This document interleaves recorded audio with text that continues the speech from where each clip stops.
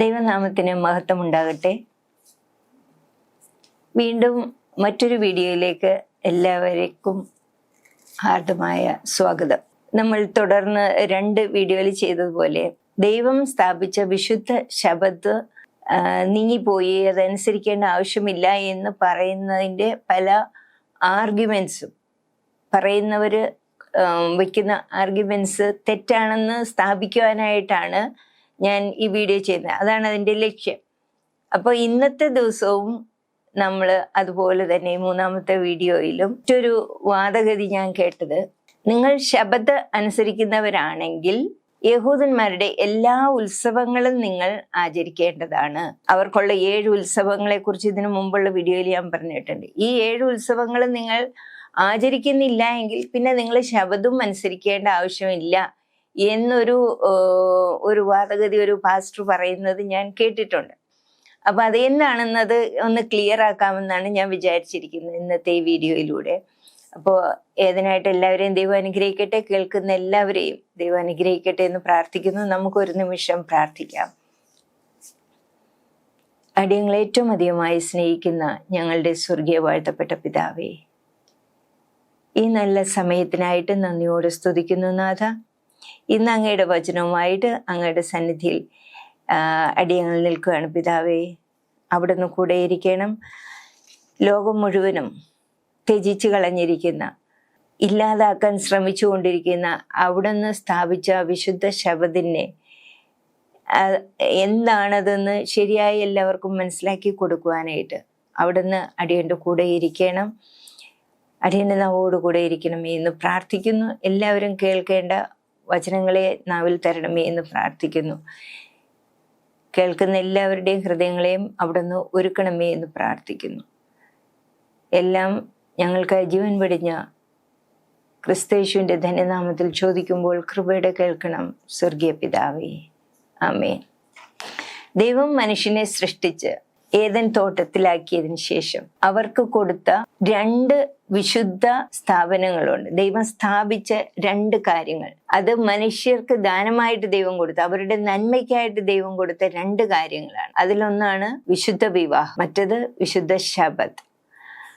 ഇത് രണ്ടും ദൈവം പാപം ഉണ്ടാകുന്നതിന് മുമ്പേ, മനുഷ്യൻ പാപം ചെയ്യുന്നതിന് മുൻപേ തന്നെ ദൈവം മനുഷ്യരുടെ നന്മയ്ക്കായിട്ട് കൊടുത്ത 2 കാര്യങ്ങളാണ്. മനുഷ്യർക്ക് ആവശ്യമായതുകൊണ്ട് ദൈവം കൊടുത്തതാണ് അത് 2. പക്ഷേ ഇന്ന് നമ്മൾ ലോകത്തിൽ നോക്കുമ്പോൾ ഈ 2 വിശുദ്ധ സ്ഥാപനത്തെയാണ് പിശാച് ഏറ്റവും അധികം ആക്രമിക്കുന്നത്, അതിനെ നശിപ്പിക്കാനും ഇല്ലാതാക്കുവാനും മനുഷ്യരുടെ ഹൃദയങ്ങളിൽ നിന്ന് അതെടുത്ത് കളയുവാനുമായിട്ട് പ്രവർത്തിച്ചുകൊണ്ടിരിക്കുന്ന സമയങ്ങളിലൂടെയാണ് നമ്മൾ കടന്നു പോകുന്നത്.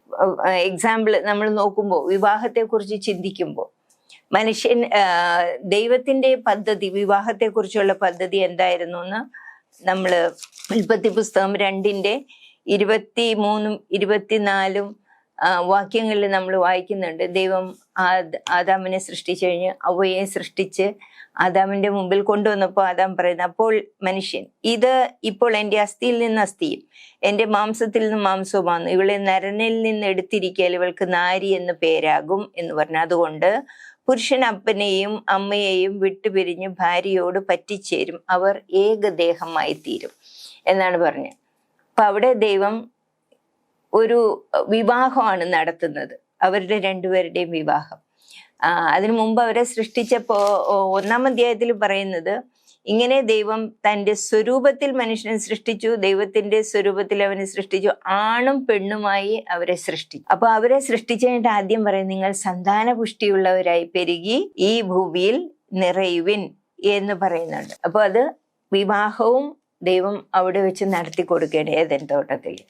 ഈ വിവാഹം നമ്മൾ പറഞ്ഞാൽ മോണോഗാമി ആയിരുന്നു. മോണോഗാമി എന്ന് പറഞ്ഞാല് ഒരു പുരുഷനും ഒരു സ്ത്രീയും തമ്മിലുള്ള വിവാഹം. ഇതാണ് ദൈവം മനുഷ്യരുടെ നന്മയ്ക്ക് വേണ്ടി കൊടുത്തത്. ദൈവം ആഗ്രഹിച്ചത്, എല്ലാവരും ഇതുപോലെ ആയിരിക്കണം, ചെയ്യണമെന്ന് ആഗ്രഹിച്ചതും ഇതാണ്. പക്ഷെ നമ്മളിപ്പോൾ നോക്കുമ്പോൾ അതിന് വന്ന മാറ്റങ്ങളെ കുറിച്ച് നമുക്കൊന്ന് ചിന്തിക്കാം. ആദാമിന് ഒരു ഭാര്യയാണ് കൊടുത്തത്. പക്ഷെ നമ്മൾ ഉൽപ്പത്തി പുസ്തകം 4-ാം അധ്യായത്തിലേക്ക് വരുമ്പോൾ ആദാമിൻ്റെയും ഔവയുടെയും മൂത്ത മകനായ കയീൻ്റെ 5ാം തലമുറക്കാരനായ ലാമെക്ക് എന്താണ് ചെയ്തത്? ലാമെക്ക് 19ാമത്തെ വാക്യം 4:10. ലാമെക്ക് 2 ഭാര്യമാരെ എടുത്തു. ഒരുത്തിക്ക് ആദ എന്നും മറ്റവൾക്ക് സില്ല എന്നും പേര്. ദൈവം വിഭാവനം ചെയ്തത് ഒരു പുരുഷനും ഒരു സ്ത്രീയും. അവര് 2 പേരും ചേർന്ന് അതാണ് ദൈവത്തിന്റെ സ്വരൂപത്തിലാക്കി എന്ന് പറയുന്നത്. അവര് 2 പേരും ഒരു ദേഹമായി തീരണം. അതെന്താണെന്ന് ഞാൻ പിന്നീട് പറയാം. അപ്പൊ അതായിരുന്നു ദൈവത്തിന്റെ ആഗ്രഹം. പക്ഷെ ഇവിടെ ലാമെക്ക് ദൈവത്തിൽ നിന്ന് വിട്ടുപോയ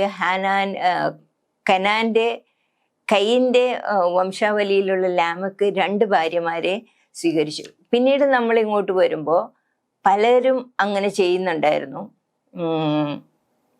അബ്രഹാം സ്വന്തം ഇഷ്ടത്തിലല്ലെങ്കിലും ഭാര്യ മൂലം അങ്ങനെ ചെയ്യേണ്ടി വന്നു.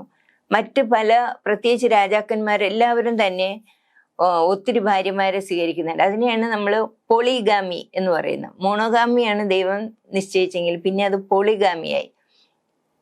എല്ലാവർക്കും ഇഷ്ടം പോലെ ഭാര്യമാരെ എടുക്കാം എന്നുള്ള രീതിയിൽ ഇതും മാറി. അപ്പൊ അതൊക്കെ ദൈവത്തിന്റെ പദ്ധതിക്കൊക്കെ വിരുദ്ധമായിട്ടുള്ള കാര്യമായിരുന്നത്. പിന്നെ നമ്മൾ കുറച്ചും കൂടെ മുൻപിലേക്ക് പോകുമ്പോൾ ഈ ഈ വിവാഹങ്ങൾക്ക് വേറെ എന്ത് മാറ്റമാണ് വന്നതെന്ന് നോക്കാം.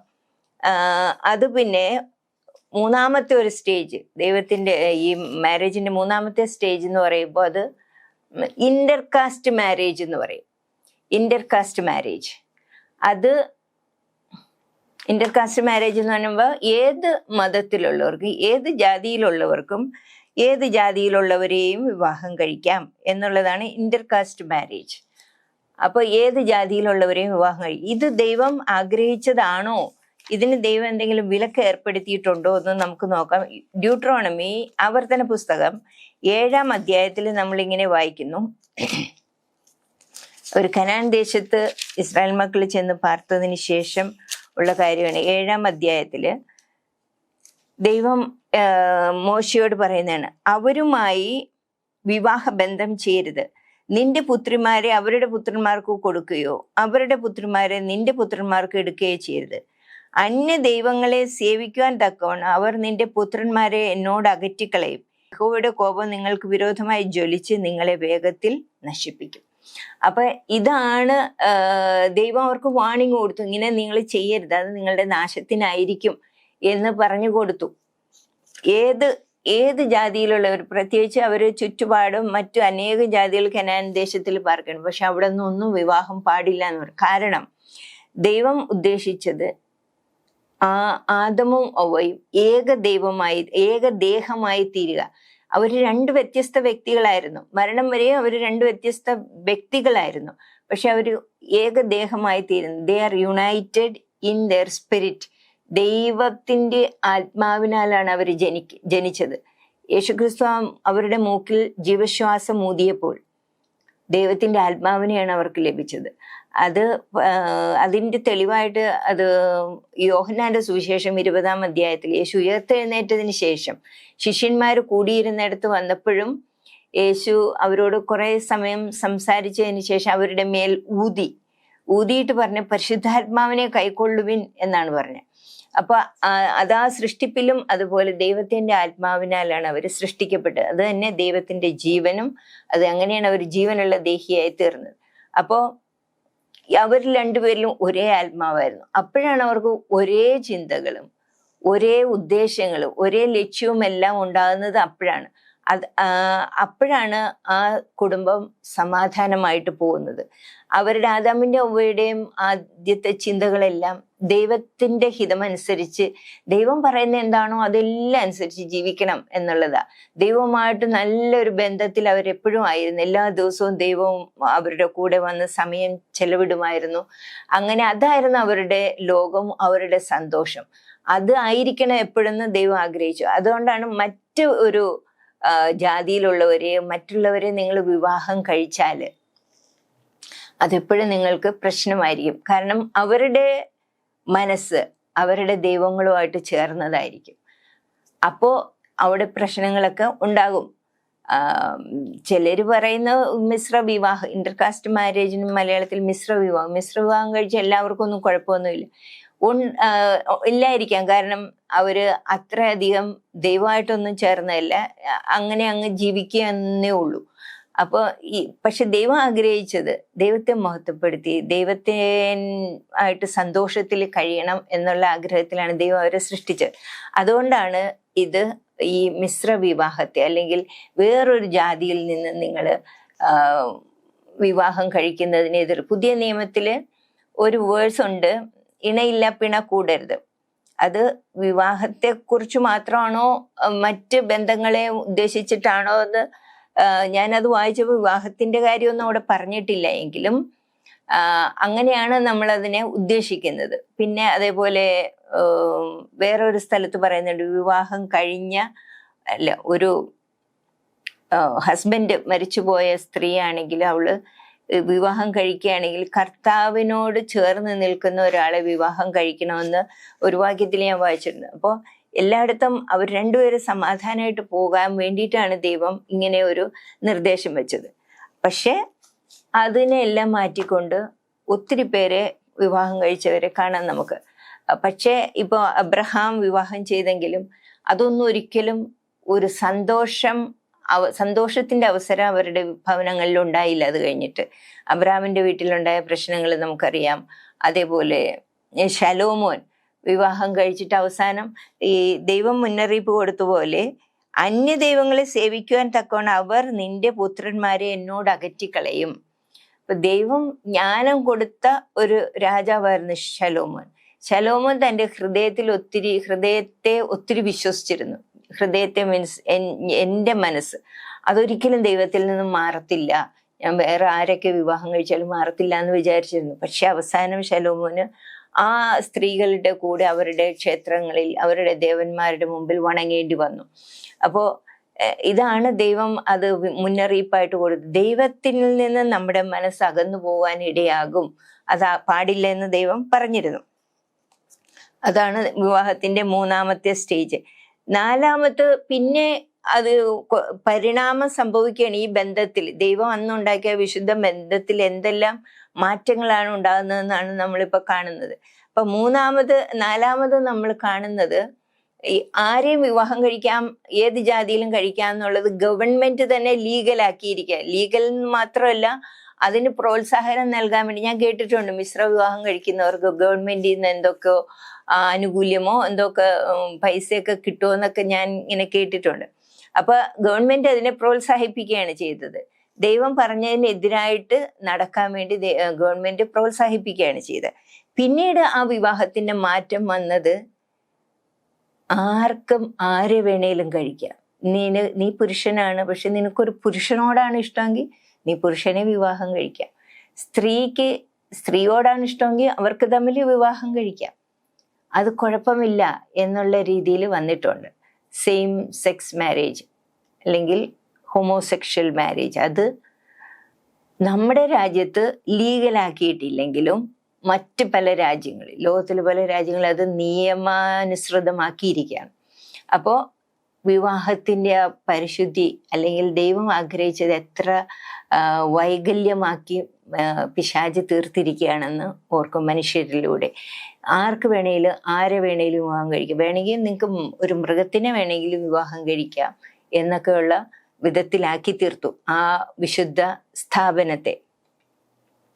ഇപ്പോ അതിൻ്റെയും മാറ്റം സംഭവിച്ചു വരുമ്പോൾ നമ്മൾ നോക്കുമ്പോൾ ഇപ്പോഴത്തെ കാലത്തെ കുട്ടികൾക്ക് വിവാഹമേ വേണ്ട എന്ന് പറഞ്ഞ് നടക്കുന്ന കുട്ടികളെ നമുക്ക് കാണാം.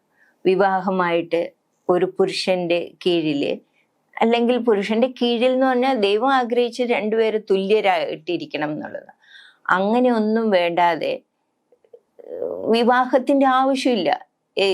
അവരുടെ നോട്ടത്തിൽ വിവാഹം എന്ന് പറഞ്ഞ ഒരു സെക്സിനുള്ള ഒരു കാര്യം മാത്രം, ലൈസൻസ് മാത്രമായിട്ട് ചിന്തിച്ചുകൊണ്ട് അതിനിപ്പോ വിവാഹത്തിന്റെ ആവശ്യമില്ല എന്നുള്ള ഒരു ചിന്ത പല കുട്ടികളിലും പല യുവജനങ്ങളിലും വന്നിട്ടുണ്ട്. അവർക്ക് ഒത്തിരി സാമ്പത്തികമായിട്ട് അവർ ഉയർന്നു വരുമ്പോൾ ഇങ്ങനെയുള്ള ചിന്തകളൊക്കെ അവരിൽ വരുന്നുണ്ട്. പല കുട്ടികൾക്കും വിവാഹം ഒന്നും വേണ്ട എനിക്ക് എന്നുള്ള രീതിയിൽ നടക്കുന്ന കുട്ടികളുമുണ്ട്. ചിലപ്പോൾ അവരുടെ മാതാപിതാക്കളുടെ ജീവിതം ശരിയായി വന്നില്ല എന്നുള്ളത് കണ്ടുകൊണ്ട് വിവാഹത്തെ വെറുക്കുന്നവരും ഉണ്ടാവും. അതും പിശാച് അവരുടെ ഭവനങ്ങളിൽ പ്രവർത്തിക്കുന്ന പ്രവൃത്തിയാണ് അതെല്ലാം. അപ്പൊ പല കുട്ടികളും അങ്ങനെയും വിവാഹത്തെ വെറുക്കുന്നവരുണ്ട്. അപ്പൊ ഇതാണ് വിവാഹം എന്ന ദൈവം സ്ഥാപിച്ച വിശുദ്ധ സ്ഥാപനത്തിന്റെ അവസ്ഥ.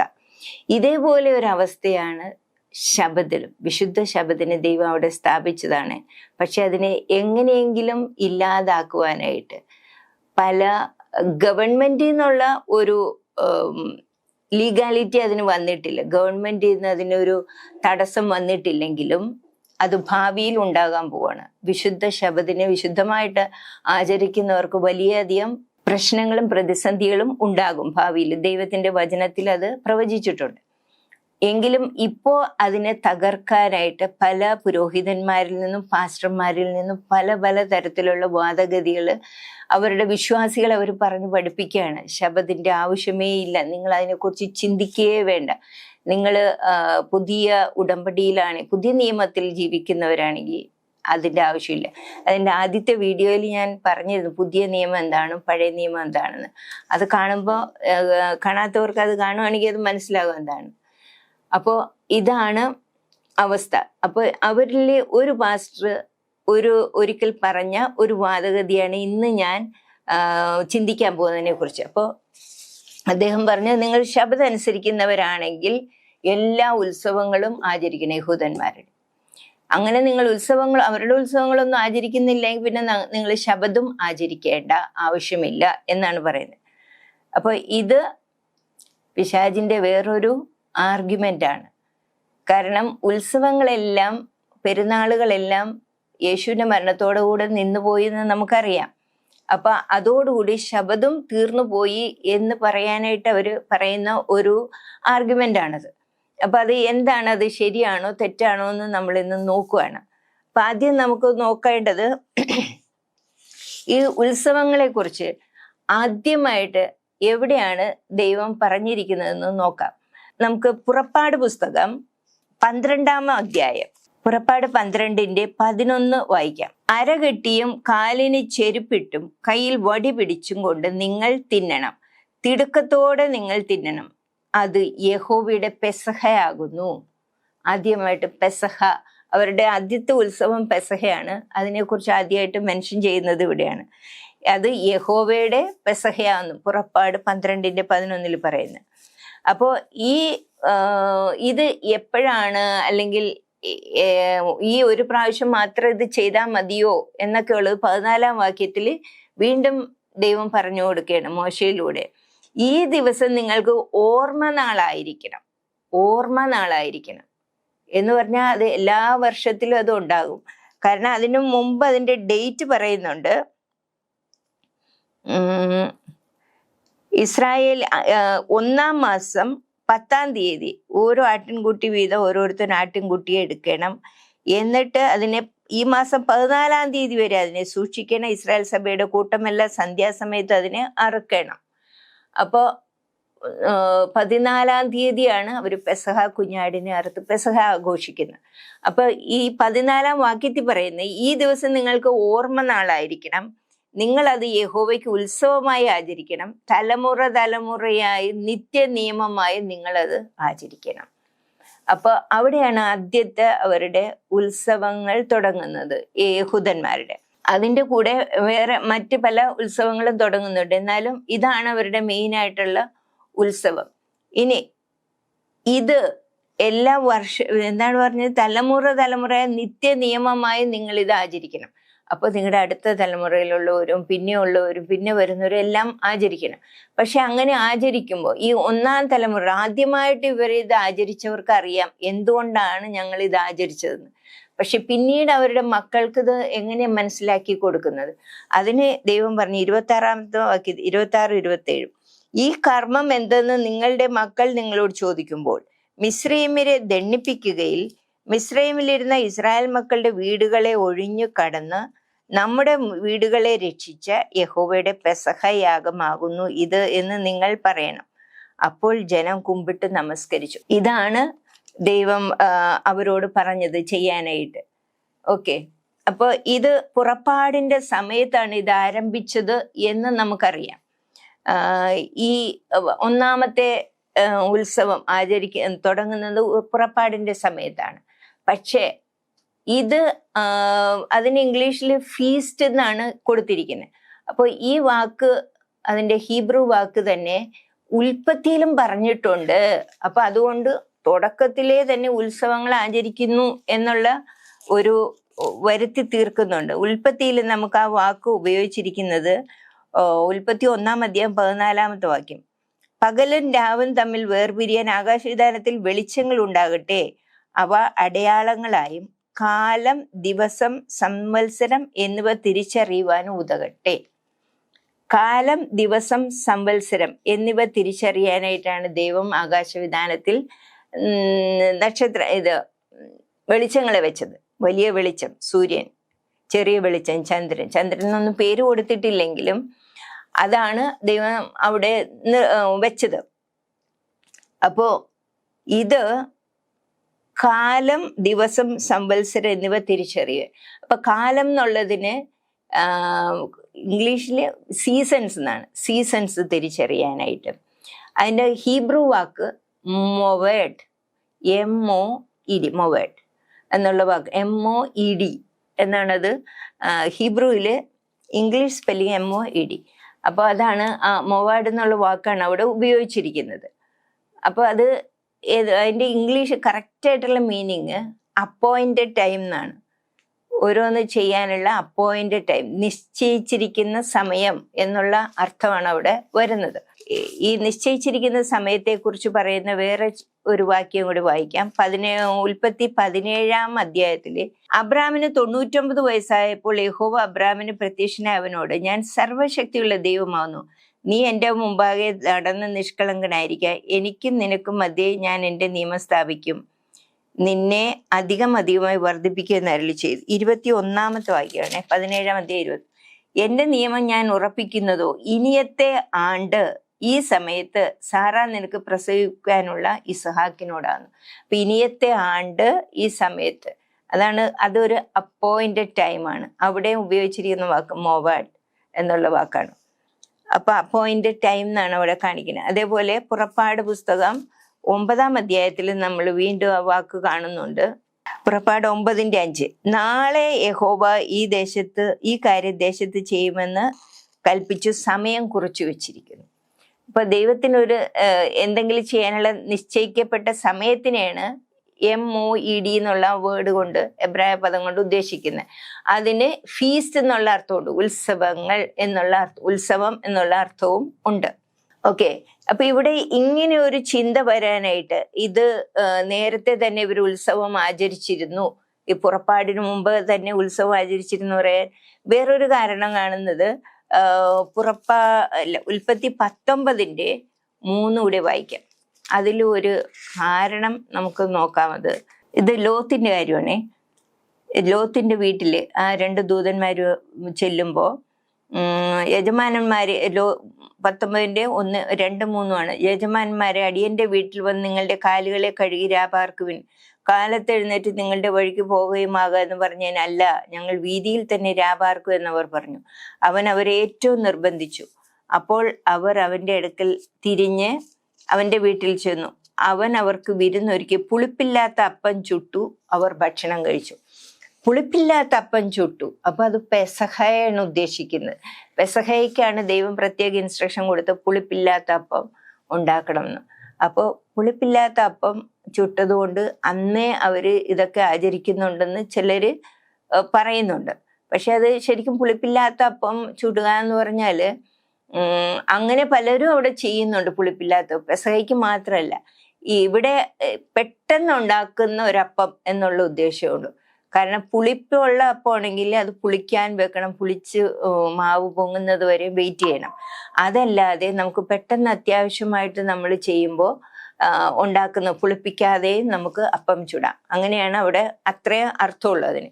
അല്ലാതെ അന്ന് ഇവരൊന്നും പെസഹ അല്ലെങ്കിൽ ഒരു ഉത്സവങ്ങൾ ഇവരൊന്നും ആചരിച്ചിട്ടില്ല. പക്ഷെ ഇങ്ങനെയുള്ളൊരു ആർഗ്യുമെന്റ് വരാൻ കാരണം, ഉത്സവങ്ങൾ നിങ്ങൾ ആചരിക്കുന്നെങ്കിൽ ശബദം ആചരിക്കണം, ഉത്സവങ്ങൾ ആചരിക്കുന്നില്ലെങ്കിൽ പിന്നെ നിങ്ങൾ ശബദം ആചരിക്കേണ്ട എന്നുള്ളൊരു ചിന്ത വരാനുള്ള കാരണം ലേവ്യ പുസ്തകം 23-ാം അധ്യായം യഹോവ പിന്നെയും മോശയോട് അരുളിച്ചെയ്തു, നീ ഇസ്രായേൽ മക്കളോട് പറയേണ്ടതെന്നാൽ എൻ്റെ ഉത്സവങ്ങൾ, വിശുദ്ധ സഭായോഗം വിളിച്ചു കൂട്ടേണ്ടുന്ന യഹോവയുടെ ഉത്സവങ്ങളാണിത് എന്ന് പറഞ്ഞിട്ട്, അതിൻ്റെ ഇംഗ്ലീഷ് ഇങ്ങനെ കിടക്കുന്ന ഈ ബൈബിളിൽ, the Lord spoke again to Moses saying, speak to the sons of Israel and say to them, the Lord's appointed times, which you shall proclaim as holy convocations. My appointed times are these. ഇത് യഹോവയുടെ ഉത്സവങ്ങൾ എന്ന് മലയാളത്തിൽ പറയുന്നു, ഇംഗ്ലീഷിൽ ദൈവത്തിൻ്റെ appointed times, ദൈവം നിശ്ചയിച്ച സമയങ്ങൾ. അതിൽ ആദ്യം പറയുന്നത് ശബദിനെ, 7-ാം ദിന ശബദ്, 6 ദിവസം വേല ചെയ്യണം, 7-ാം ദിവസം വിശുദ്ധ സഭായോഗം കൂടേണ്ടുന്ന സ്വസ്ഥതയ്ക്കുള്ള ശബത്താകുന്നു. അന്നൊരു വേലയും ചെയ്ത് നിങ്ങളുടെ സകല വാസസ്ഥലങ്ങളിലും അത് യഹോവയുടെ ശബത്താകുന്നു. അപ്പൊ അതാണ് 3-ാമത്തെ വാക്യത്തിൽ പറയുന്നത്. പിന്നെ 4ഉം 5ഉം വാക്യങ്ങളിലൊക്കെ ഒന്നാമത്തെ ഉത്സവം അല്ലെ ഒന്നാമത്തെ പെരുന്നാളായ പെസഹയെ കുറിച്ച് പറയുന്നു. പിന്നെ അതിന്റെ തൊട്ടടുത്ത ദിവസം പുളിപ്പില്ലാത്ത അപ്പത്തിന്റെ പെരുന്നാൾ തുടങ്ങുന്നു പറയുന്നു. അപ്പോൾ ഇതെല്ലാം ഒരുമിച്ച് പറഞ്ഞതുകൊണ്ട് അങ്ങനെ ഒരു ആർഗ്യുമെന്റ് പറയുന്നുണ്ട്. ഇതെല്ലാം ഒരേ യഹോവയുടെ ഉത്സവങ്ങളായിട്ടാണ് യഹോവ കണക്കാക്കുന്നത്. അതുകൊണ്ടാണ് ശബദിനെ കുറിച്ച് ആദ്യം പറഞ്ഞിരിക്കുന്നത്. യഹോവയുടെ ഉത്സവങ്ങളായിട്ടല്ല അത് കണക്കാക്കുന്നത്, യഹോവ നിശ്ചയിച്ച സമയങ്ങൾ, അപ്പോയിന്റഡ് ടൈം. മനുഷ്യനും ദൈവവുമായിട്ട് ഒരു കൂട്ടായ്മ ആചരിക്കാനുള്ള ഒരു സമയമായിട്ടാണ് 7-ാം ദിവസം ദൈവം ക്രമീകരിച്ചത്. 6 ദിവസം വേല ചെയ്യണം എന്ന് പറഞ്ഞിട്ടുണ്ട്. 7-ാം ദിവസം വിശുദ്ധ സഭ യോഗം കൂടേണ്ടുന്ന സ്വസ്ഥതയ്ക്കുള്ള ശബത്ത്. അത് ഉത്സവങ്ങളിൽ പെടുന്നതല്ല, അത് സൃഷ്ടിപ്പിന് മുമ്പേ, പാപം ഉണ്ടാകുന്നതിന് മുമ്പേ ദൈവം സ്ഥാപിച്ചതാണത്. ഇത് ഉത്സവത്തോട്ട് നമുക്ക് കണക്ട് ചെയ്യേണ്ട കാര്യമില്ല. പക്ഷെ ഇത് ഒരു അപ്പോയിന്റഡ് ടൈമാണ്. ദൈവമായിട്ടുള്ള ഒരു കൂട്ടായ്മയ്ക്കുള്ള ഒരു ടൈമായിട്ടാണ് ദൈവം അതിനെ മാറ്റിവെച്ചിരുന്നത്. അതുകൊണ്ടാണ് അത് മറ്റ് അപ്പോയിന്റഡ് ടൈമിലും, കാരണം പെസഹായിക്ക് ഒരു അപ്പോയിന്റഡ് ടൈമുണ്ട്, എല്ലാ നിശ്ചയിച്ച സമയം, എല്ലാ വർഷത്തിൻ്റെയും 1-ാം മാസം 14-ാം തീയതി എന്ന് പറയുന്ന ഒരു അപ്പോയിന്റഡ് ടൈം. അങ്ങനെ ഓരോന്നിനും ഓരോ പ്രത്യേക സമയം ദൈവം ക്രമീകരിച്ചിട്ടുണ്ട്. അതുകൊണ്ടാണ് ഈ ശബദിൻ്റെ കാര്യവും ഈ മറ്റുത്സവങ്ങളുടെ കൂടെ ചേർത്തിരിക്കുന്നത്. അപ്പോൾ ഇതാണ് അതിൻ്റെ വ്യത്യാസം. ഇനി അതിൻ്റെ വ്യത്യാസം നിങ്ങൾ നോക്കുമ്പോഴാണ് അത് കറക്റ്റായിട്ട് ഈ ശബദം മറ്റു ഉത്സവങ്ങളും ഒരുപോലത്തെ ആണോ ഇല്ലയെന്ന് നമുക്ക് മനസ്സിലാകുന്നത്. അത് ഞാനിപ്പോൾ അതിനെക്കുറിച്ച് പറയാനായിട്ട് ആഗ്രഹിക്കുക. അത് നമ്മുടെ സ്ക്രീനിൽ നിങ്ങൾക്ക് കാണാം. അത് ഒന്നാമത്തെ, ഇത് രണ്ടും തമ്മിലുള്ള വ്യത്യാസം, 7-ാം ദിന ശബത്തും മറ്റ് ഉത്സവങ്ങളും തമ്മിലുള്ള കുറേ വ്യത്യാസങ്ങളാണ് ഞാൻ പറയുന്നത്. ഒന്നാമത്തെ കാര്യം, 7-ാം ദിന ശബത്തും മറ്റു ഉത്സവങ്ങളും തമ്മിലുള്ള വ്യത്യാസം. അതിൻ്റെ ഒന്നാമത്തത്, 7-ാം ദിന ശബത്ത് സൃഷ്ടിപ്പിൻ സമയത്ത് പാപം ഉണ്ടാകുന്നതിന് മുമ്പേ ദൈവം സ്ഥാപിച്ചതാണ് 7-ാം ദിന ശബത്ത്. അതാണ് ഉൽപ്പത്തി 2:2. ദൈവം സകല പ്രവൃത്തിയിൽ നിന്ന് നിവൃത്തനായതുകൊണ്ട് ദൈവം ആ ദിവസത്തെ അനുഗ്രഹിച്ചു വിശുദ്ധീകരിച്ചു എന്ന് പറയുന്നു. 6 ദിവസം കൊണ്ട് ദൈവം വേലയെല്ലാം തീർത്തു. 7-ാം ദിവസം തൻ്റെ വേലയിൽ നിന്ന് നിവൃത്തനായി എന്നാണ് പറഞ്ഞിരിക്കുന്നത്. പക്ഷെ അത് ഇംഗ്ലീഷിൽ പറയുന്നത് എല്ലാ വേലയും തീർത്തിട്ട് അവൻ നിവൃത്തനായി. അപ്പോൾ ഇത് സ്ഥാപിച്ചത് എപ്പോഴാണ്? സൃഷ്ടി 6 ദിവസം കഴിഞ്ഞ് 7-ാമത്തെ ദിവസമാണ് ഈ ശബദിനെ ദൈവം ഉണ്ടാക്കുന്നത്. അത് കഴിഞ്ഞിട്ടാണ് അവർ പാപത്തിൽ വീണു പോകുന്നതല്ല, അത് കഴിഞ്ഞിട്ട് വരുന്ന കാര്യമാണ്. പക്ഷേ ഉത്സവങ്ങൾ എന്നാണ് പാപം മൂലം, പാപം ചെയ്തതിന് കുറേ വർഷങ്ങൾക്ക് ശേഷം പുറപ്പാടിൻ്റെ സമയത്ത് അവരെ ഒരു ജനതയായിട്ട് ദൈവം അവരെ വാഗ്ദത്ത ഭൂമിയിലേക്ക് കൊണ്ടുപോകുന്നതിന് മുമ്പ് ആചരിച്ച ഒരു, അല്ലെങ്കിൽ അന്ന് സ്ഥാപിച്ച ഒരു സ്ഥാപനമാണ് പെസഹ. അതാണ് പുറപ്പാട് 12:11 നമ്മൾ നേരത്തെ വായിച്ചത്. അപ്പോൾ 7-ാം ദിന ശബത്ത് സൃഷ്ടിപ്പിൻ സമയത്ത് പാപത്തിന് മുമ്പേ സ്ഥാപിച്ചു. ഉത്സവങ്ങൾ പാപത്തിനൊക്കെ ശേഷം, ഈ പാപത്തിൻ്റെ പരിഹാരമായിട്ടാണ് ഇത് ശരിക്കും ഈ ഉത്സവങ്ങൾ ദൈവം സ്ഥാപിച്ചത്. കാരണം ഓരോ ഉത്സവങ്ങളും യേശുക്രിസ്തു ഈ ഭൂമിയിൽ വന്ന് നിവർത്തിക്കുന്ന രക്ഷാ പദ്ധതിയുടെ ഓരോ ഘട്ടങ്ങളാണ് ഓരോ ഉത്സവങ്ങളും. അപ്പോൾ അത് പാപത്തിന് ശേഷം പാപം ഉണ്ടായതുകൊണ്ടാണ് ഈ ഉത്സവങ്ങൾ വെക്കേണ്ടി വന്നത്. അല്ലെങ്കിൽ ഈ സഭായോഗം വിളിച്ചു കൂട്ടുന്ന യഹോവയുടെ പ്രത്യേക ദിവസങ്ങളായിട്ട് കണക്കാക്കുന്നു. രണ്ടാമത്തെ പോയിന്റ് എന്ന് പറയുന്നത് ദൈവം തൻ്റെ വേലയിൽ നിന്നന്ന് നിവൃത്തനായി. അതും ഉൽപ്പത്തി 2-ാം അധ്യായം 2-ാമത്തെ വാക്യമാണ്. താൻ ചെയ്ത പ്രവൃത്തി ഒക്കെയും ദൈവം തീർത്ത ശേഷം താൻ ചെയ്ത സകല പ്രവൃത്തിയിൽ നിന്ന് നിവൃത്തനായി. 7-ാം ദിവസം ദൈവം നിവൃത്തനായി. ഇംഗ്ലീഷിൽ he rested on the 7th day from all his work which he has done. എല്ലാ റെസ്റ്റഡ് എന്നുള്ള വേർഡ് വരുമ്പോൾ തന്നെ നമ്മൾ വിശ്രമിക്കുക എന്നുള്ള ഒരു അർത്ഥമാണ് മലയാളത്തിൽ നമുക്ക് തോന്നുന്നത്. പക്ഷേ വിശ്രമിക്കാനായിട്ട് ഇങ്ങനെ നമ്മൾ ഒത്തിരി ജോലി ചെയ്തിട്ടുള്ള വിശ്രമമല്ല അവിടെ ഉദ്ദേശിക്കുന്നത്. ദൈവം എല്ലാം തീർത്തു കഴിഞ്ഞു, ഇനി ഒന്നും ദൈവത്തിന് ചെയ്യാനില്ല. അപ്പോൾ എല്ലാം വേലയും 6 ദിവസം കൊണ്ട് കഴിഞ്ഞു. ദൈവം ആ ദിവസം എല്ലാ വേലയിൽ നിന്ന് നിവൃത്തനായി. അങ്ങനെ ആ താൻ ചെയ്ത വേലയെ നോക്കി ആസ്വദിച്ചിരുന്നു എന്നേ അർത്ഥമുള്ളൂ. അല്ല, ദൈവം അങ്ങനെ ക്ഷീണിച്ച് റെസ്റ്റ് എടുത്തതല്ല, മലയാളത്തിൽ നിവൃത്തനായി എന്നേ ഉള്ളൂ. അപ്പോൾ അതാണ് 2-ാമത്തെ പോയിന്റ്. 7-ാം ദിവസത്തിലാണ് ദൈവം വേലയെല്ലാം തീർത്ത് അതിൽ നിന്ന് നിവൃത്തനായത്. പക്ഷെ അത് ഉത്സവങ്ങളിലൊന്നും അങ്ങനെ ഒരു കാര്യം നമ്മൾ കാണുന്നില്ല. ദൈവം God rested on the Pesaha day or God rested on the unleavened bread, അങ്ങനെ ഒന്നും ഒരു ഉത്സവത്തെക്കുറിച്ച് അങ്ങനെ പറയുന്നില്ല.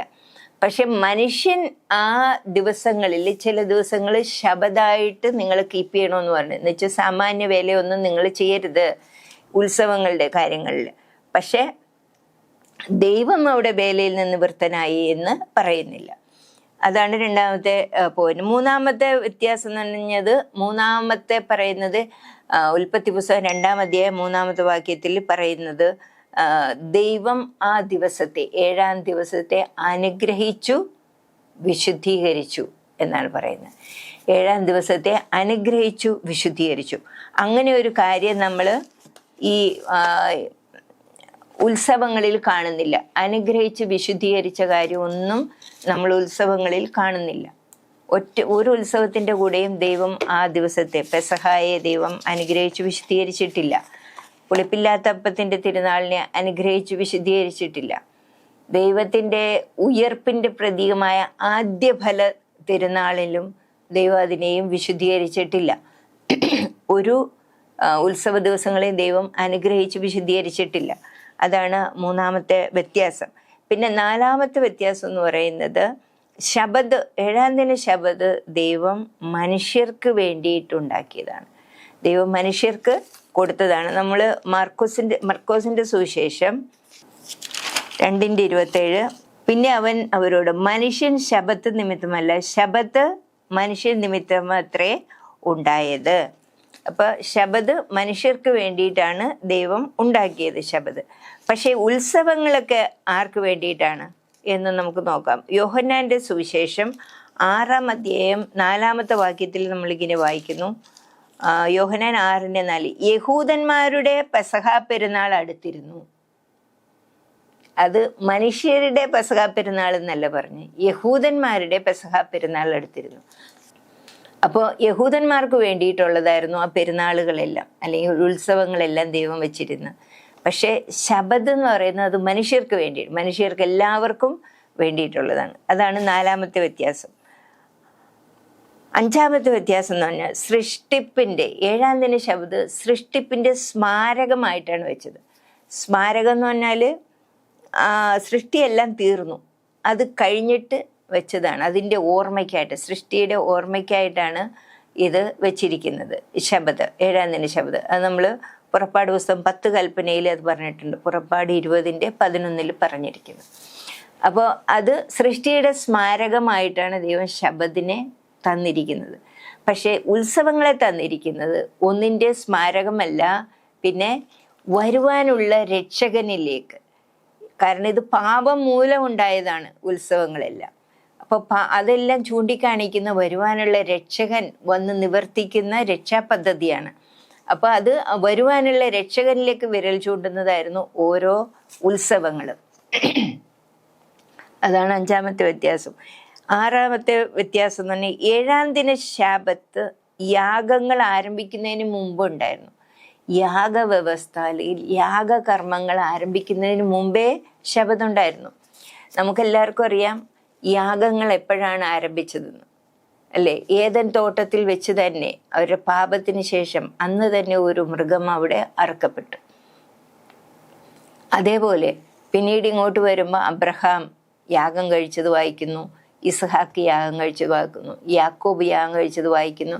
അവരെല്ലാവരും ദൈവത്തെ ആരാധിക്കുന്നത് പോലെ യാഗം കഴിച്ചുകൊണ്ടായിരുന്നു. അപ്പോൾ പാപത്തിന് ശേഷമാണ് യാഗാദി കർമ്മങ്ങൾ ഉണ്ടായിരുന്നത്. പക്ഷെ 7-ാം ദിന ശബത്ത് അതിനു മുമ്പാണ്. ഈ ഉത്സവങ്ങളെല്ലാം ഈ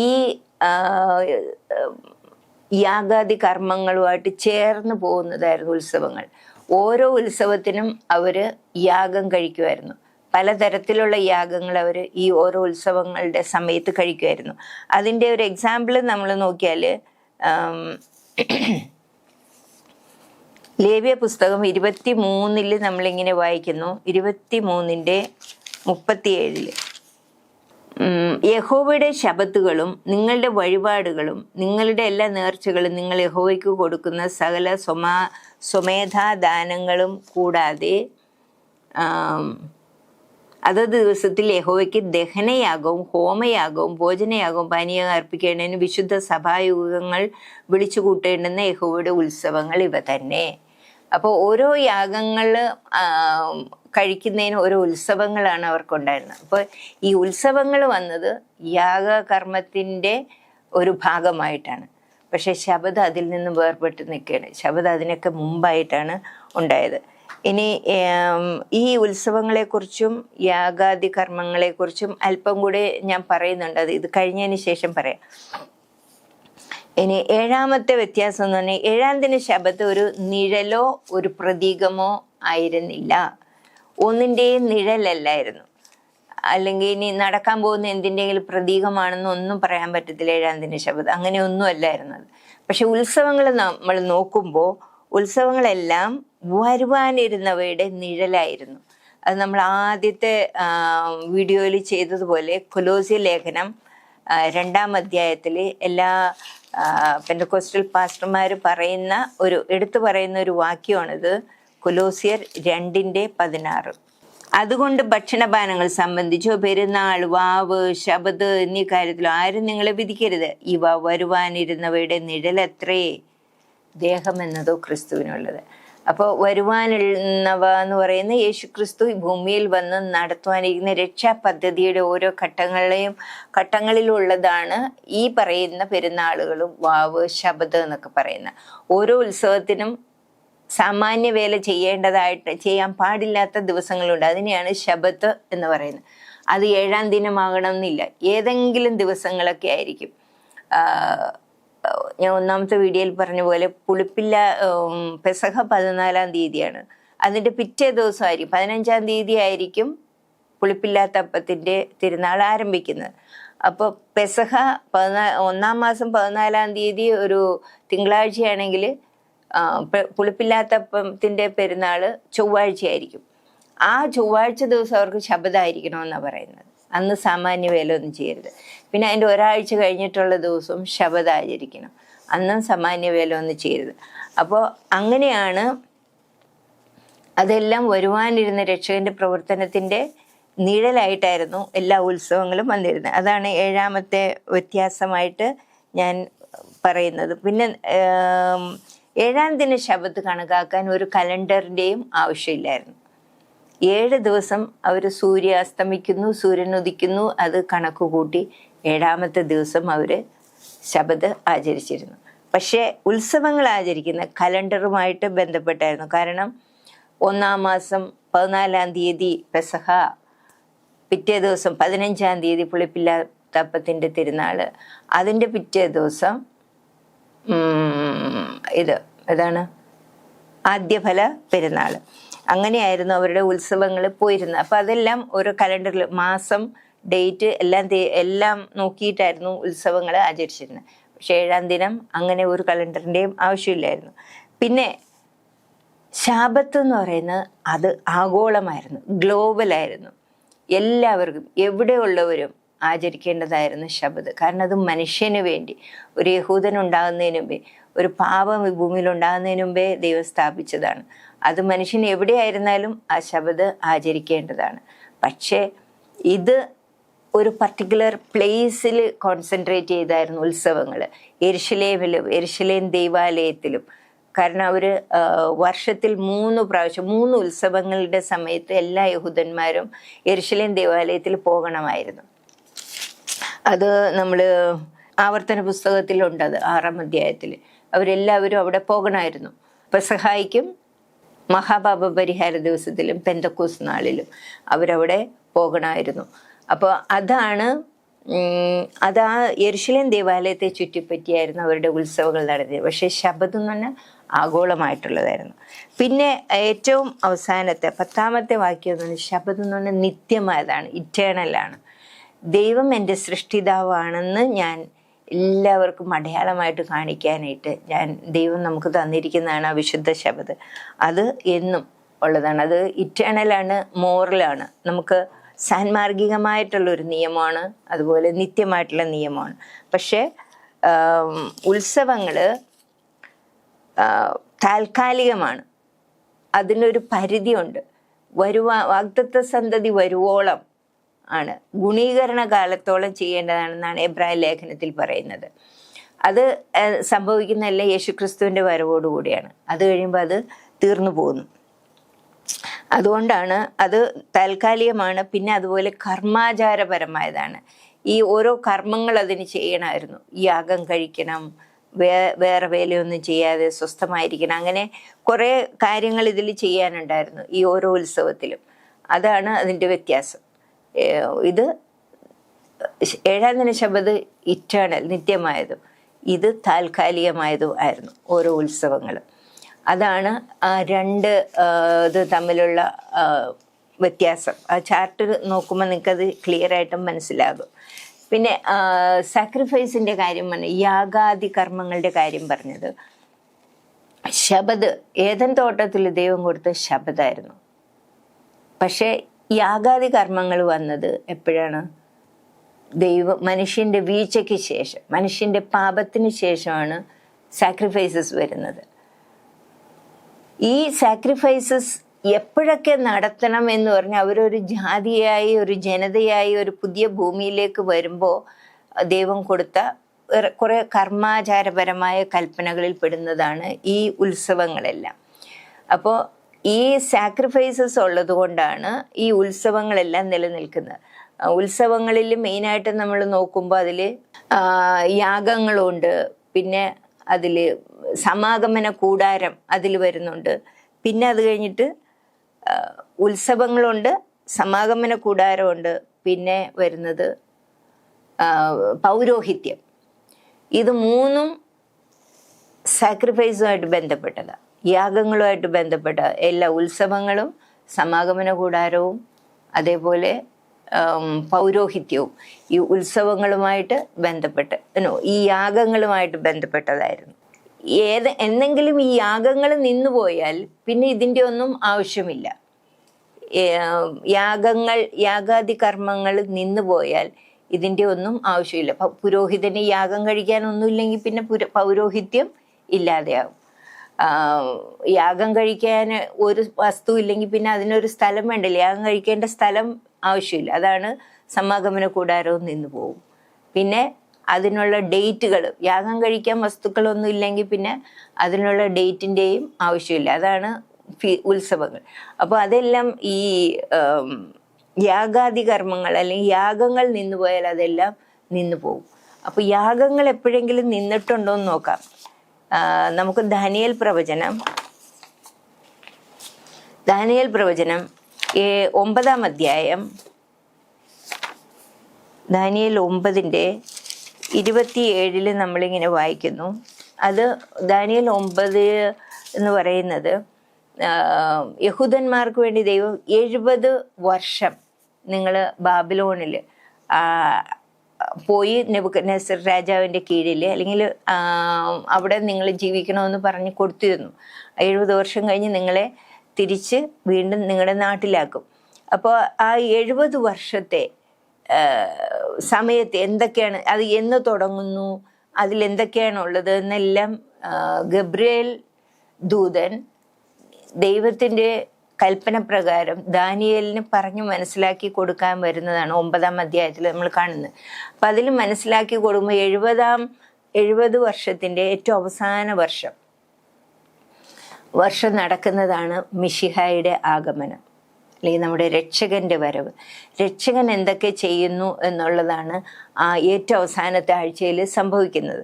അപ്പം അതിലുള്ള ഒരു വാക്യമാണ് 27-ാമത്തെ വാക്യം. അവൻ ഒരു ആഴ്ചവട്ടത്തേക്ക് പലരോടും നിയമത്തെ കഠിനമാക്കും. ഇതെല്ലാം ഒത്തിരി വിവരിക്കാനുള്ള കാര്യങ്ങളാണ്. പക്ഷെ ഇന്നത്തെ നമ്മുടെ ഇതിലത് ആവശ്യമില്ലാത്തതുകൊണ്ട് ഇപ്പം ഞാൻ പറയുന്നില്ല.